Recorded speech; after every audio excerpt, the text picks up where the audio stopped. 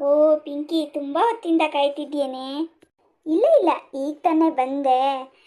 ನಾವಿಬ್ರು ಅವಾಗವಾಗ ಮೀಟ್ ಆಗ್ತಾನೇ ಇರ್ತೀವಿ. ಆದರೆ ನಮ್ಮ ಚಿತ್ರ ನಮಗೆ ಸಿಗೋದು ತುಂಬ ಅಪರೂಪ ಅಲ್ವೇನೆ. ಹ್ಞೂ, ನಾನು ನೀನು ಲವ್ ಮ್ಯಾರೇಜ್ ಆಗಿದ್ದಲ್ವೇನೆ.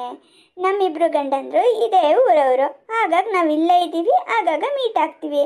ಆದರೆ ಚಿತ್ರ ಆಗ ಚೆನ್ನಾಗಿ ಓದ್ತಾ ಇದ್ಲು. ಅಪ್ಪ ಅಮ್ಮ ತೋರಿಸಿದ ಹುಡುಗನ್ನೇ ಮದುವೆ ಆದ್ಲು.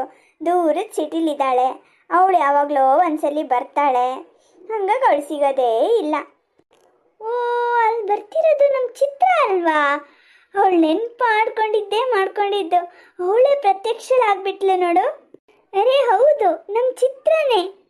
ಹಾಯ್ ಚಿತ್ರ. ಅರೆ ನಿಮ್ಮಿ ಪಿಂಕಿ. ನಾವಿಬ್ರು ಆಗಾಗ ಮೀಟ್ ಆಗ್ತಾ ಇರ್ತೀವಿ. ನಮ್ಮ ಬಗ್ಗೆ ಬಿಡು, ನಿನ್ನ ಬಗ್ಗೆ ಹೇಳು. ಹೇಗಿದೀಯಾ? ನಿನ್ನ ಅತ್ತೆ ನಿನ್ನನ್ನು ಚೆನ್ನಾಗಿ ನೋಡ್ಕೋತಾರಾ?